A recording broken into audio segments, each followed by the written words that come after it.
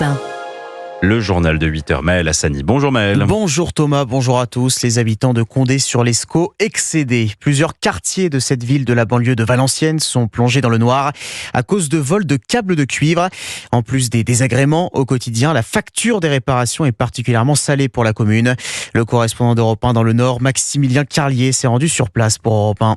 44 lampadaires vandalisés, éventrés, 8 quartiers plongés dans le noir à cause du vol des câbles de cuivre. Arthur et Jennifer, 2 riverains très agacés. C'est une catastrophe. On peut plus voir qui se promène dans la cité et ça devient très dangereux.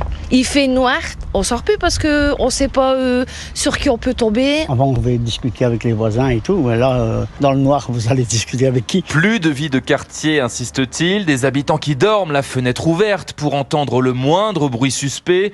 2 kilomètres de câbles volés, facture salée pour la municipalité. Grégory Lelon, maire de Condé-sur-Lescaut. On est sur à peu près 67 000 € de câblage. On a fait ressouder toutes les plaques des candélabres, donc on est à peu près sur 25 000 € supplémentaires de travaux. C'est à mon avis des personnes qui connaissent bien le territoire. C'est lucratif pour les voleurs, c'est de l'argent. Au regard du tarif du cuivre aujourd'hui, c'est très intéressant. 9 000 € la tonne. À cause de ce type de larcin, on va devoir faire l'impasse sur certains investissements dans la commune, déplore l'élu. À Condé-sur-Lescaut, Maximilien Carlier, Europe 1. Une mosquée de Bagneux, en région parisienne, dans le viseur des autorités. Selon les informations d'Europe 1, la préfecture des Hauts-de-Seine vient d'adresser une mise en demeure au lieu de culte. La raison, l'invitation d'un éditeur condamné par la justice pour avoir publié des textes proches de l'idéologie salafiste. Gérald Darmanin espère présenter sa grande réforme du système judiciaire en octobre prochain. Le garde des Sceaux dévoilait hier les 10 articles de ce futur texte. Il prévoit notamment de réserver les peines de prison avec sursis aux seuls primo-délinquants ou encore de rétablir les peines inférieure à 1 mois ferme, supprimé en 2020. Pour Éric Lombard, le bras de fer entre l'Europe et les États-Unis n'est pas tout à fait terminé. Le ministre de l'économie promet de poursuivre les négociations pour améliorer l'accord commercial conclu dimanche soir entre Donald Trump et Ursula von der Leyen. Pour le moment, nous savons que la plupart des produits européens exportés outre-Atlantique seront soumis à des droits de douane de 15% dès vendredi. Mais certains secteurs seront exemptés, comme l'aéronautique. D'autres sont toujours dans l'incertitude, comme les vins et spiritueux. Alors les viticulteurs sont encore loin de dormir sur leurs 2 oreilles. Illustration en Alsace avec Mélina Fachin pour Europe 1.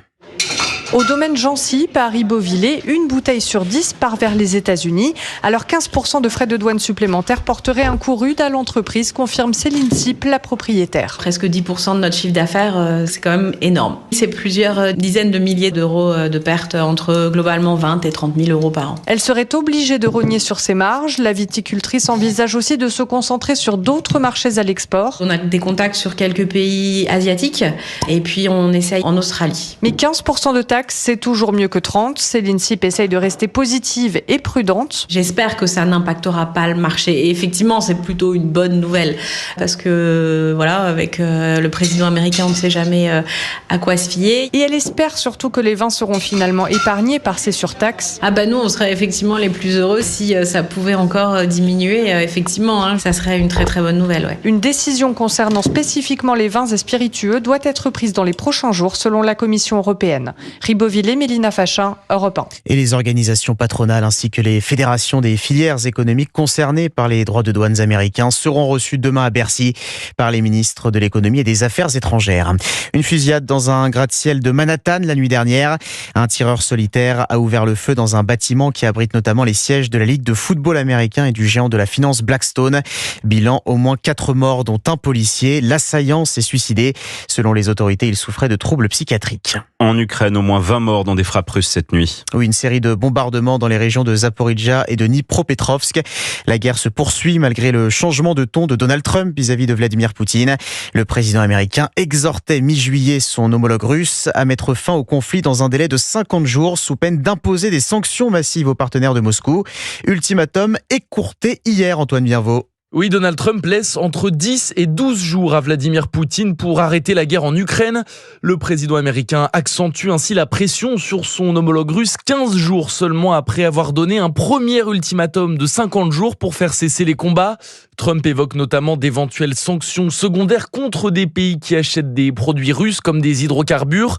Pas un mot en revanche sur un possible renforcement de l'aide américaine à l'Ukraine, car selon le général Jean-Paul Paloméros, le président américain ne peut pas se permettre de provoquer une escalade du conflit. Il va sans doute continuer à soutenir les armements au minimum aux Ukrainiens pour qu'ils puissent résister. De là à passer le cap pour des armements plus performants, je ne pense pas. Parce que ces armements plus stratégiques, c'est des armements qui peuvent éventuellement emporter l'arme nucléaire. Donc vous voyez le doute que ça pourrait semer. Je ne pense pas que M. Trump soit sur cette ligne-là. Selon Jean-Paul Paloméros, Donald Trump pourrait aussi mettre la pression sur Vladimir Poutine en sanctionnant financièrement certains de ses soutiens à l'international, comme l'Inde ou la Chine. Antoine Bienvaux et Donald Trump s'est exprimé sur un autre conflit hier, celui en cours à Gaza.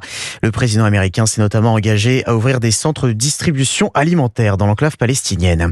Au moins 30 morts dans le nord de la Chine après des pluies diluviennes. Le deuxième plus haut niveau d'alerte déclenché à Pékin, où plus de 80 000 personnes sont déplacées.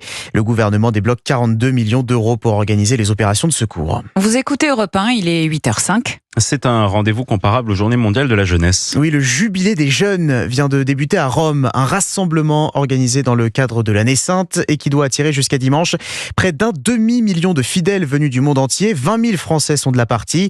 Un moment de partage très attendu par les jeunes catholiques, Théo Grévin. Oui, un rassemblement comparable aux Journées mondiales de la jeunesse, les JMJ.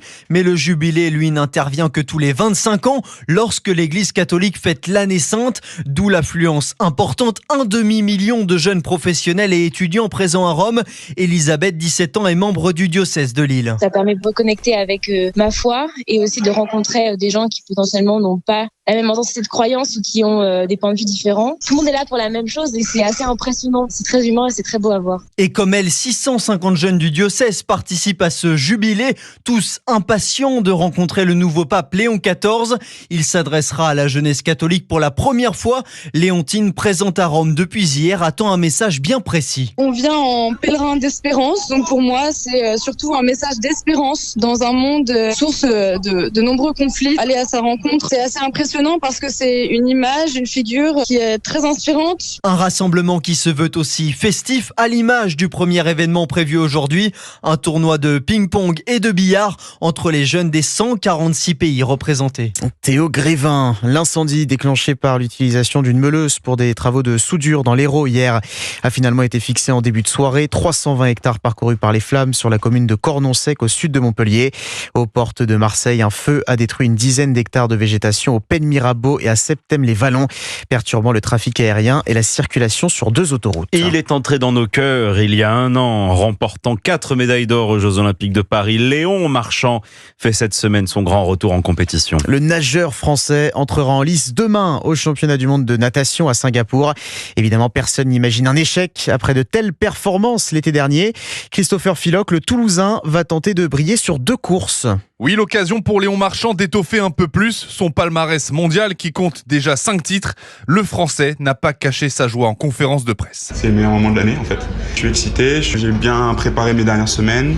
Là, il y a un vrai enjeu, donc je suis content. Ouais. Le Toulousain participe à ses courses phares, les 200 et 400 mètres 4 nages. En revanche, il a décidé de renoncer aux 200 mètres papillon et 200 mètres brasse pour se donner le maximum de chances d'aller chercher un nouveau record du monde. J'ai envie de battre le record du monde du 200 mètres 4 nages. Ma curiosité m'amène à enlever des courses avant pour essayer de nager le plus vite possible. Devenu un héros national quasiment du jour au lendemain dans l'euphorie olympique, le nageur de 23 ans a dû se remettre de ses émotions fortes, lui qui a vu sa vie bouleversée il y a un an avec ses 4 titres à Paris. Il m'est arrivé des choses incroyables. J'ai pris pas mal de recul. J'ai mis vachement de temps à assimiler par contre ce que j'avais fait. J'ai pris mon temps et le fait de voyager, le fait de voir autre chose, le fait d'être calme m'a beaucoup aidé. Léon Marchand débutera les championnats du monde demain avec le 200 mètres 4 nages. Christopher Filoc. Et puis petite rectification Thomas, je vous ai parlé tout à l'heure à 7h de l'étape du jour sur le Tour de France féminin entre le Futuroscope et Guéret dans la Creuse. Je sais que ça vous a fait plaisir parce que vous adorez Guéret. J'adore la Creuse. Et bien ce sera demain en fait. Voilà, la 4e étape aujourd'hui emmènera les coureuses de Saumur à Poitiers, mais à culpa. La néerlandaise. Nos excuses aux Creusois. Oui, absolument, mais ce sera demain quand même, donc il y a une ferveur. La ferveur est tout à fait justifiée. En tout cas, la néerlandaise Lorena Wiebes est toujours maillot jaune. Merci Maël, merci pour votre mea culpa. C'était votre journal à 8h. Bienvenue.